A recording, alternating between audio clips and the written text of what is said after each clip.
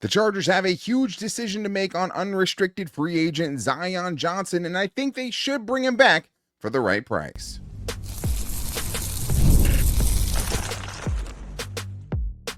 You are Locked On Chargers, your daily podcast on the Los Angeles Chargers. Part of the Locked On Podcast Network, your team every day. What is up, and welcome into the Locked On Chargers podcast. I'm your host, Daniel Wade, joined as always by my co-host, David Droegemeier, and we've been covering the Chargers now for 10 seasons, but this is our 8th year as the host of the Locked On Chargers podcast, bringing you your team every day as part of the #1 sports podcast network. David, what do we got today? Today, Daniel, we are going to get into stay or go, starting with the offensive free agents for the Chargers. A lot of guys on the offensive line. I think at the top of that list is Zion Johnson, and we're going to get into Keenan Allen, whether the Chargers should keep him or move on, and a lot of other guys on the offensive side. Yeah, I think there's some guys that would be perfectly fine with staying, but I think you could make a pretty strong argument that a lot of these guys will be going and should be going. But today's episode is brought to you by FanDuel. Use your profit boost on an NBA future and get entered for your chance to win a trip to the NBA Finals. Play your game with FanDuel, the official sports betting partner of the NBA. David, it's a yearly tradition when we get into the Chargers stay or go shows with their offense and defensive unrestricted free agents. And the last couple of years, there have been a ton of guys because of the amount of one-year contracts given out by Joe Ortiz, and the Chargers will have some tough decisions to make. I don't think as many on the offensive side, but there is one huge one that is lingering over them right now, which is Zion Johnson. And I think the big part of it is because we expect two other guys on the interior to be hitting the road, in Bradley Bozeman and also Mekhi Becton. Will they try to replace all three of those guys in this offseason? So David, Zion Johnson, stay or go? Yeah, a really ambitious undertaking to try to improve your offensive line and replace three of your starters from the previous year. But for Zion Johnson here, a 4-year starter, a guy that's been the epitome of durability, a guy who has only missed 2 games in 4 seasons.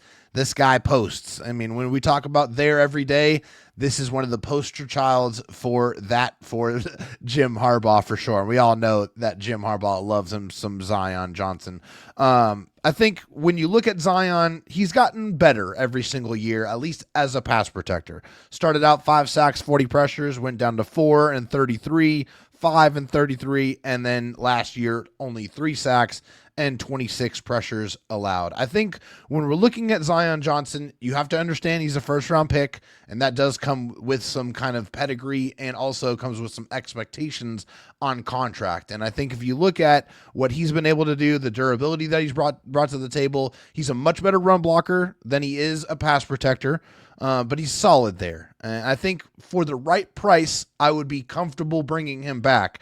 Now, for me, what that looks like is if we're talking about 15 plus million per season, I think it's a go for me. If you can get him under that, then I think it's something where I would be comfortable with the Chargers keeping him around. Yeah, and the thing is, like, he was clearly the best of the guys they had last year. That's just an incredibly low bar, and I do think that there is some kind of fatigue here with Zion Johnson, who has still struggled with some of the same things that we've always seen him struggle with, especially as far as awareness and picking up stunts and things of that nature. But this was the best that it's been. Finished 17th in pass blocking efficiency, the highest of his career, minimum 500 blocking snaps, ranked 46th as a rookie, 37th in 2023, and 50th in 2024 out of eligible players.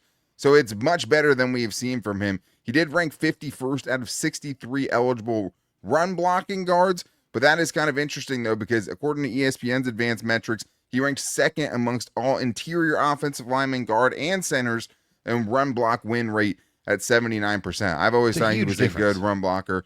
The only evaluation I've seen on him, though, is Spot Track, which is very, spotty at times, having his AAV at 11.5 or 11.5 million around there per season. If it is 18 and 20, if it starts to become an arms race like it was last year, where Aaron Banks is getting the deal that he got 4 years, 20, around 20 million a season.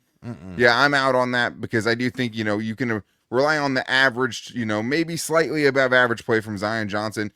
But if it's going to affect you going to potentially go after a Tyler Linderbaum or a Connor McGovern or potentially better options, I'm fine with him walking as well. Let's talk about Trevor Penning. He's maybe one of the more interesting offensive linemen, David, just because the Chargers traded a 2027 6th-round pick for him. Do you think he's staying or leaving? And they kind of had to. They had to make a move. So, like, there wasn't a whole lot of options available when they had to make that move. Yeah. I am happy that they did, even in the moment that they needed somebody, even after the fact that I don't think the price was too much with a 2027 6th-round pick. He played 7 games for the Chargers. He gave up 2 sacks and 11 pressures, 5 pressures allowed in each of the games that he started and played like a good amount of snaps. I think when we saw him play his best football was as an extra blocker. When he came in to, be a guy to get out there and use his athleticism, use his movement skills, that's when we saw the best version of Trevor Penning. And I think when we're looking at Trevor Penning, contract-wise, this is a much different situation here with him than it is on, with Zion Johnson or any of the other offensive linemen for that matter. So when we're factoring that into the equation, at first to me it was a go, but the more I thought about it, the more I thought the Chargers have a lot of guys they need to replace on the offensive line, or they need to add to the offensive line. So I feel like with him, there is some redeeming qualities that I think we can look into and we can project forward. And so with that being said, I'd be okay with keeping him. So it's going to be a stay. Yeah, I'm good with the stay as a backup, right? Going into it knowing that he's just going to be depth and planning to upgrade at the spot and knowing, we know what Jim Harbaugh wants, right? Even if Mike McDaniel's changing the offense, and I do think that Trevor Penning moves well enough and run blocks well enough. He is a very good run blocker to be good in Mike McDaniel's offense as a backup if you need him to start at guard specifically. I have no interest in him at tackle. At guard. But yeah, does have discipline issues, 28 penalties the last 3 seasons. I thought even though he gave up 5 pressures per PFF against the Broncos defense in Week 18, when you go back and watch it, I didn't think it honestly was that bad. It wasn't a lot of quick losses too, like we saw absolutely kill them with the rest of the guys they had on their interior. He held his own and sometimes got beat, but I think can be a serviceable guard for the right price as a backup. But either way, if he goes, replace it all if you have to. But any interest in bringing back any of these guys, the other offensive line unrestricted free agents like Trey Pipkins, Andre James, Bobby Hart, who came in and saved them for a little bit, any interest in any of those guys? Yeah, Bobby Hart was solid for them. Definitely played quality football when they didn't really expect it, especially at right tackle. It's still a go for me. I feel like that they can find somebody who can do the job a little bit better. Trey Pipkins, no interest in that whatsoever. He just wasn't good. To me, the guy I would be okay with the Chargers bringing back is Andre James. Andre James didn't get enough of an opportunity to show what he was really capable of. He only played significant snaps in really 2 games. 2 pressures and 64 pass blocking snaps, 1 in each game that he kind of saw some significant snaps. So didn't really get a good enough or an ample enough opportunity to really show what he was capable of, even when Bradley Bozeman was one of the worst centers in the National Football League. They still didn't give him an opportunity. They actually wanted to convert Zion Johnson to play center before they would even give him that chance to really truly compete, which to me, it's a little oxymoronic when it's, one of the mantras is competitors welcome. I think for him, he didn't really get that opportunity to really show himself. So for me, out of those guys, it's really just Andre James. Yeah, and this is the thing, right? The team told you they thought Bradley Bozeman was better than him. So that enough is enough to tell me he can go. I like you said, you didn't see enough of it. So if they thought they saw something, but what changed, right? Because you weren't willing to put him in even in dire circumstances last year. Trey Pipkins, to your point, worst run blocking tackle out of all of the eligible tackles, 500 snaps, 57th out of 68 in pass blocking grade, 54th in pass blocking efficiency. That has run its course. They liked it really only on the right side, never really fit at guard, never really worked out at tackle. Had a couple of decent seasons at tackle, but those feel long ago. And Bobby Hart, I think this is the thing. He can only really be a right tackle backup. They tried him out in left tackle and just sent him out there. He immediately gave up 2 sacks against the Texans. He got benched before halftime, right? Maybe before the first quarter ended. But the other game that he had, down the stretch, 8 pressures allowed versus the Eagles. And that's a tough ask for anybody. But it was. Started off hot. He was our savior for a little while, but it turned closer into Bobby Hart, towards the end of it. But It does bring up another interesting conversation, though, because I really have a hard time thinking about what they do with Jamaree Salyer. And me and you actually might have a differing opinion on whether or not they should bring Jamaree Salyer back. We're getting into that and more in today's Locked On Chargers podcast. Tax season doesn't have to take over your life. This year, TurboTax is making it easier than ever to just hand things off and move on with your day. With TurboTax full service, you can have your taxes done for you by a trusted local expert, start to finish, without the stress or the guesswork. Instead of spending hours trying to figure out forms, you can meet up with a local TurboTax expert in person or connect online, and they handle everything from W-2s to self-employed forms and work to get you every single deduction. You can upload your documents, go about your day, and get updates right in the TurboTax app. It's a huge time saver and gives a real peace of mind knowing that an expert is handling it. I know I feel a lot better about it knowing that an expert is handling it, because I feel like I'm reading a different language a lot of times when it comes to taxes. So for a limited time, you can have your taxes done by a local TurboTax expert for just $150 all in. If a TurboTax expert didn't file for you last year, just file by February 28th. Take taxes off of your plate and get back to your life. Visit TurboTax.com/local to book your appointment today. David, let's continue this stay or go here with the last of the Chargers' unrestricted free agent offensive lineman. And one of the tougher decisions for me, especially just because he once again came in and saved the Chargers at left tackle and gave them some, basically it was trying to plug a hole on a sinking ship. But he performed admirably once they finally put him out at left tackle. And now he is an unrestricted free agent. Do you think the Chargers should keep him or let him walk? Yeah, I do believe they should keep him. And I feel like he is a guy, although he had only played very sparingly at right tackle, I feel like he can play both. And I know, it's obviously, you want to have a little bit more of a sample size there, but he played very well at left tackle. I mean, he played 10 games, 7 of which he had a pass block grade above 73. So he is a very, very good pass protector, especially on the left side. Not the greatest guard in the world, although he has the ability to play guard, play right guard, play left guard, but his best applications are as a tackle. So when we're looking at Jamaree Salyer, at least for me, I'm bringing him back as the swing tackle with giving him the assignments of getting more comfortable playing on the right side, because we know what he is capable of on the left side. He is a actual quality left tackle in this league and has saved the Chargers twice in his NFL career. And I feel like this is a guy who can do it, and I feel like he kind of earned it with his play this past season. Yeah, it'd be interesting to see what that contract looks like, right? Because now you have at least 2 seasons with a decent amount of snaps at tackle specifically, where he's been able to show that he can play at a decent level, right? Minimum 400 snaps, 42nd in pass blocking grade, 61st out of 75 tackles in pass blocking efficiency. So not the best, right? But obviously for what they needed and everything else they had, pretty good, right? Comparatively. 1 game with more than 2 pressures in the 5 games that he had at least 38 plus tackle snaps. We had 1 game where he gave up 5 pressures. Besides that, never had like a game altering bad game, I would say. His restrictions and the reason they didn't put him out there quicker was his ability as a run blocker, and they didn't think that he could do the things he needed to. And I think to some degree they were right, and to some degree they were wrong. I thought he performed admirably there, but he's definitely not going to be a great run blocker. And that's my biggest kind of question is, with the limited mobility that he had last year, even after losing all of the weight, right, we talked about last season, he still wasn't great at hitting landmarks in space. And I think if you're going to have a tackle, I want somebody that can play on both sides and has more experience doing it, and also is a better fit for the offense as far as being able to work in space and hit the guys down the field you're able to do. Because there was just a couple of times in open space last year where he just never was going to make it to the guy that he needed to make it to. So I don't know if that's a great fit for what Mike McDaniel wants to do. I would lean towards saying no. But again, it's going to be hard to replace all of these guys. Some of these guys might be back. He would be, higher on the list. I would be okay with them replacing everyone, kind of.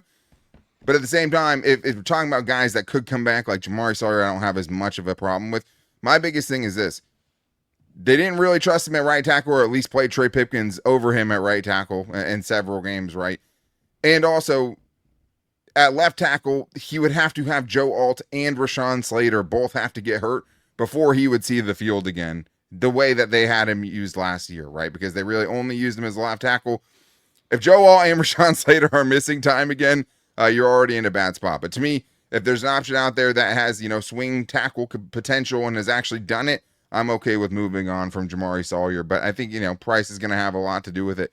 And I think the fit and what McDaniels thinks about his fit in the offense is going to have a lot to do with it. Let's talk about an interesting one here, David. I don't think from a standpoint of if he's staying or going, but just an interesting tenure with the Chargers, and that is Najee Harris, who, for me, I have as a go because, his entire time with the Chargers was basically a circus until he blew out his Achilles. It absolutely was a circus because he almost very spectacularly got a superficial eye injury from a fireworks incident that happened on the 4th of July, which sounds incredulous, but it actually happened. It is a real situation, one which I was in denial about for quite a while because I just figured there's no possible way that a professional athlete would put himself in that position to potentially get hurt. And, well, it happened. He did, and that caused him to miss a good portion of your offseason program. You missed most of training camp. When he was on the field, he only played a couple of games, 3 games to be particular, and then blew out his Achilles and was lost for the year. Yeah. I have absolutely no interest whatsoever in bringing back Najee Harris, especially at the contract number that he was at last year. It's just also not a good fit for me in the style of offense that you're going to be seeing from Mike McDaniel. So for all of those reasons, it's a go. Yeah, and honestly, man, I think for the offense they were trying to run last year, he was the perfect fit for it. I think he would have been a good signing for them. Yeah. Had he stayed healthy, especially considering, how long they had to go without Marion Hampton last year specifically. But I would say that he was actually decent, right? 15 carries for 61 yards, going behind that same kind of offensive line. He did get the Joe Alt game, so he did that have going for him because Joe Alt was still around by the time he was done for the season. But, of course, had never missed a game in his entire professional career leading up to his time with the Chargers and can't even make it through 3 games before having to miss the rest of the year with an injury. But the other thing is, too, is it's the Chargers drafted a running back in the first round last year. There's no reason they should be spending money on a running back coming off of an Achilles tear. It just doesn't make a lot of sense at all. And again, you're right. Isn't a cookie cutter fit into what the Chargers want to do offensively. I think definitely better in a kind of a gap scheme where he can put his head down and get the tough yards that he showed he was still capable of doing. But let's get to one more here who's more of a special teams player, but was active for the Chargers on game day as a running back, and that is Hassan Haskins. And for me, if Ryan Ficken really wants him back, we can talk about it. But I think he's a pretty good special teams player, but probably not one that's so good that you have to keep him around as a running back, because as a running back, in my opinion, it looks like he runs like he's fighting quicksand.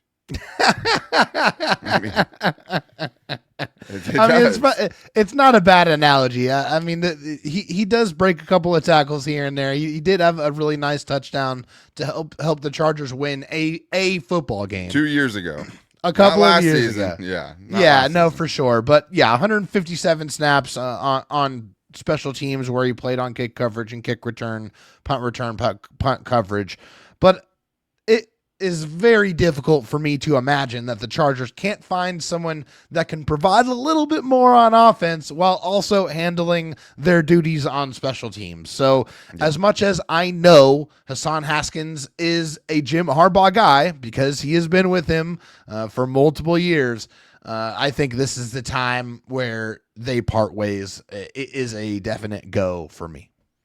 Yeah, and I just, in my opinion, I think he's a fine special teams player. It's nothing about that. That is the reason he's been on the team.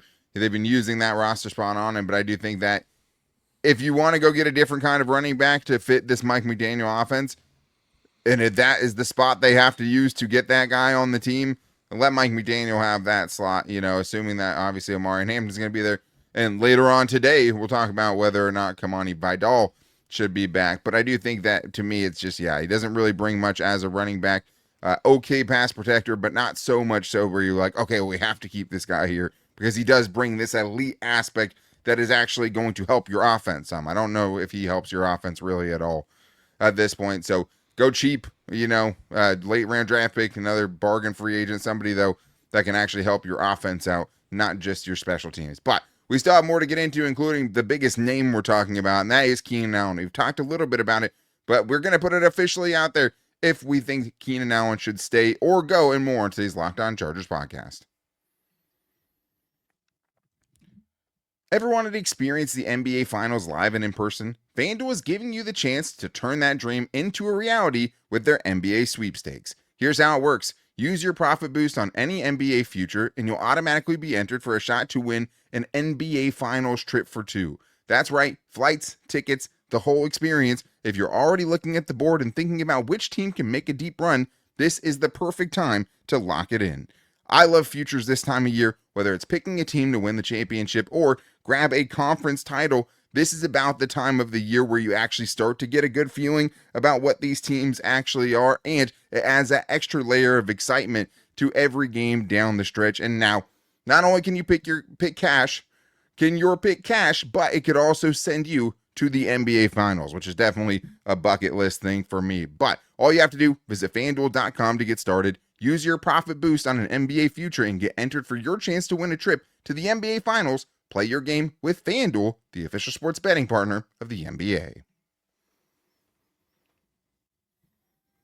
Dave, we still have more stay or goes to get into, but thank you to all the everydayers for checking out today's show and also for checking out yesterday's first little bit of extra content, what we have planned for you through the offseason, and really just from here going forward, trying to get you guys as much content as we actually could, getting out some more kind of 12 to 15 minute episodes to have for later on in the day, because we all know it sucks, when you listen to your favorite podcast in the morning and then you're out the rest of the day. Now we're going to give you something a little more double dose, baby. Yeah, you can't have too much. I'm a little biased, but let's get to the name that a lot of Chargers fans are wondering about on their offense, because again, a lot of these guys, for the right price, stay. If you need bodies to kind of fill it, you need somebody, I get it.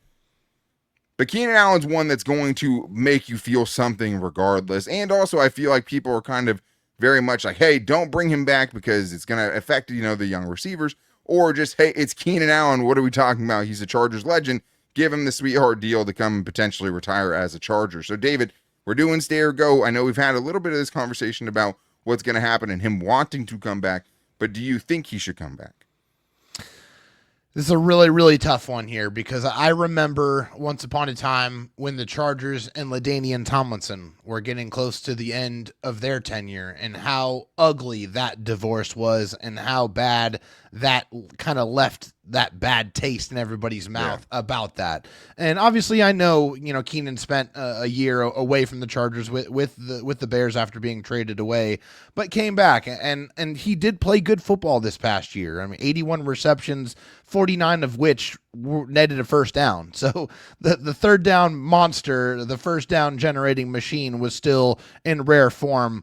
But also, it's also for me clear to see that with Keenan Allen being in the fold, he is going to be targeted a lot by Justin Herbert. So keeping him around with his knowledge, with his unbelievable route running, with his ability just knack to get open on third down, is that worth it enough to stunt the growth of the young wide receivers that you took just a couple of years ago and putting them on the forefront? And I think for me, that answer is still yes. I still am going to keep Keenan Allen here, but this is it. And also, it's with the understanding of knowing that he's not going to be the number one guy in the offense anymore. Sure. And I think that has to be a very clear conversation between the Chargers and Keenan Allen, saying, hey, man, this is what the role is going to be.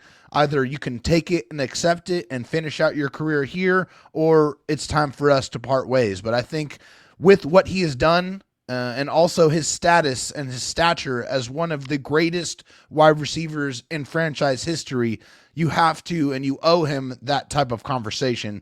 So with that all being said, it's a go, or excuse me, it's a stay with the caveat of understanding the role.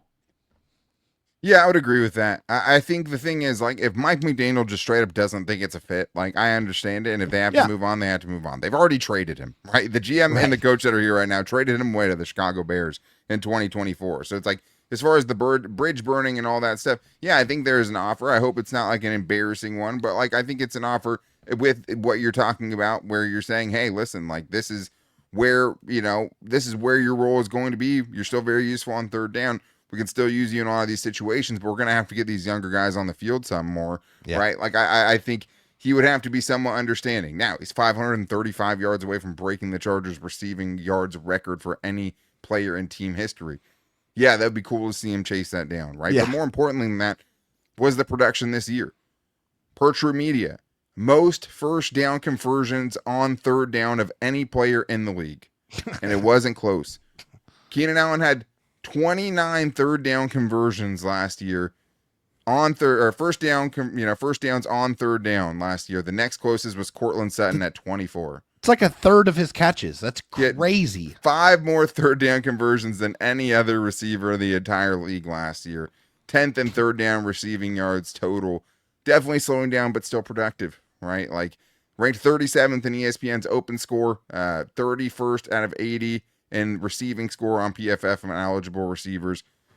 He's still fine. He can still do what you need him to do. But I do think, you have to be a little worried about Justin Herbert's kind of reliance on him. And I think Justin Herbert likes throwing to bigger receivers, generally speaking, anyways, especially ones he knows he's 6'6", so I get it. I understand. But I do understand the development part of it too. So it does have to come with, and like the other thing is too, it's like, hey, you have to give those young guys every chance to kind of unseat him. Yeah. Right? Yeah, like go you take have to it, give those right? guys the chance, and you have to have it be a fair race. And the thing is that's why you have to be. And me saying I'm okay with him staying is also me saying that I trust the coaching staff enough to be able to put those other guys or into a snap with some of these younger players if they go earn it. But making sure those guys, like having insurance, because you can't tell me you're not going to get into playoff games where you're not going to miss having Keenan Allen on the field on a crucial third down. Yeah.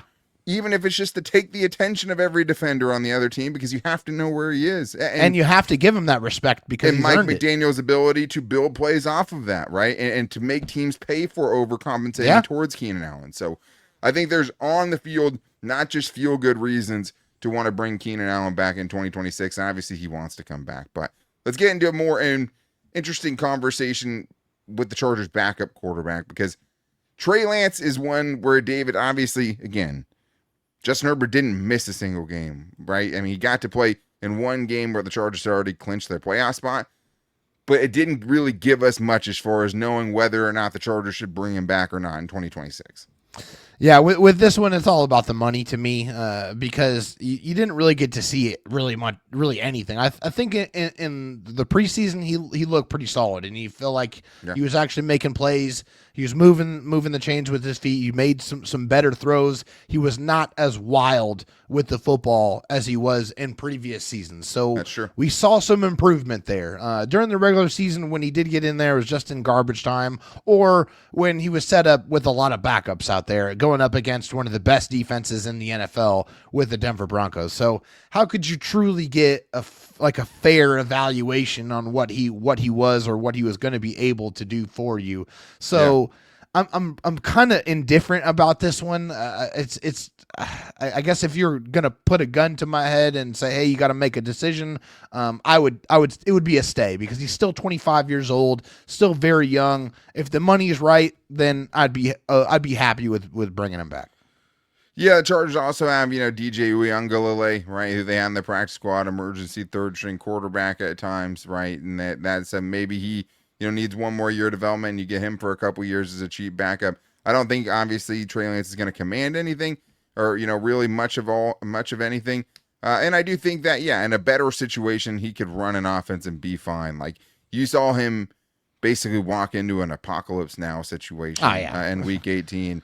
Where Justin Herbert's backup offensive line was out there protecting for him. And it looked pretty similar to when Justin Herbert was also out there. But he wasn't working with their best weapons or anything either, right? You didn't have Keenan Allen and Lam McConkey and Quentin Johnson out there actually playing, right? Some of those guys are dressed. But like he was basically playing a preseason game against a Broncos team that was fighting for a 1 seed, and he had a preseason offense on his side. Just trying to get Keenan paid, basically. Yeah, I do wonder, if they try to bring, that is true too, trying to force feed Keenan out in that game. But I do wonder if they tried to, and they got him paid. But I wonder if Jimmy G, right, like is a guy, like he's going to be a free agent. Yeah. Obviously, he's bounced around from all the different kind of Shanahan offenses. Last year was with the modern day clipboard Jesus. Yeah, he was with the Rams last year, has been to a Super Bowl, gives you some experience, and isn't anything flashy, but maybe won't make a ton, and knows the offense, right, that Mike McDaniel is going to be trying to run here, or at least all the verbiage and stuff like that. So that'd be interesting if they want to kind of bring in their own guy there. Someone that Shane Day and also him have both worked with in the past, right, in their time in San Francisco. So he'd be an interesting name for me to watch out for. Really, the only guy left, David, as far as unrestricted free agents, I think we hit pretty much every single one of them, is Tyler Conklin, which is the easiest go of the list, the Hayden Hurst of 2025. Part of a series of whiffs so far for the Chargers, looking at offensive free agents, from Hayden Hurst to DJ Chark to Gus Edwards, the Gus Bus, to Bradley Bozeman, to Mekhi Becton. Tyler Conklin, we had hope for as a replacement to a Will Dissly as a receiving option, but the most notable play he had was dropping a ball on 4th down where he tried to wipe his hands mid-play. Unbelievable. I It can't was a believe fastball, that. but still, I can't believe that actually happened. But yeah, I mean, he played 114 snaps on special teams. That was his only meaningful contributions to this football team. He wasn't great there, to be honest. And he wasn't great there either. They just had to find a role for him somehow, some way they did. But no, bye-bye. See you later. Sayonara. Yeah.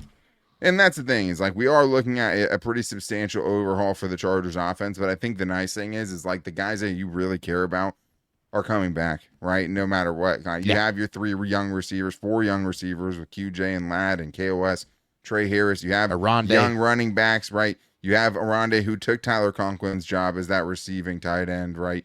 You have 2 franchise tackles, hopefully coming back at full strength next year. Please. 2 young running backs, like I talked about. So, like, you have some decisions to make, but is some kind of flexibility here because you have the main guys, already figured out. There's nobody you need to be like, hey, we have to bring this guy back. Like, you feel kind of about an Odafe way as like a season trajectory kind of changing move. I don't think that they have that offensively, because even if they don't get Zion Johnson, who led the show today, there are plenty of options out there to replace him if they go in that direction, including older guys or just guys that might, cost a little bit more. And you're getting better player, at least have shown they can play at a higher level than Zion Johnson at this point. So we'll see how it works. But there's also some important decisions to make on restricted free agents, including guys we're going to talk about later on today, and Kamani Vidal and also Tucker Fisk and some other, unrestricted or restricted/exclusive right free agent conversation. So make sure you guys check back in with that, because there'll be another bonus episode today for you guys later on. And thank you to all the everydayers who make that possible. To make sure you never miss the show, go subscribe or follow for free on the Locked On Chargers YouTube channel, and listen wherever you get your podcast from, as well as finding the show every day on all of our social media at Locked On LAC on Twitter, at Locked On Chargers on Instagram, and our Locked On Chargers Facebook page. But make sure you're tuning back in later on in the day when we talk about Kamani Vidal and bringing him back, and tomorrow when we get into our defensive stay or go guys, including Odafe Owe and Khalil Mack, and trying to get back both of those guys. But until then, take it easy and go Bolts.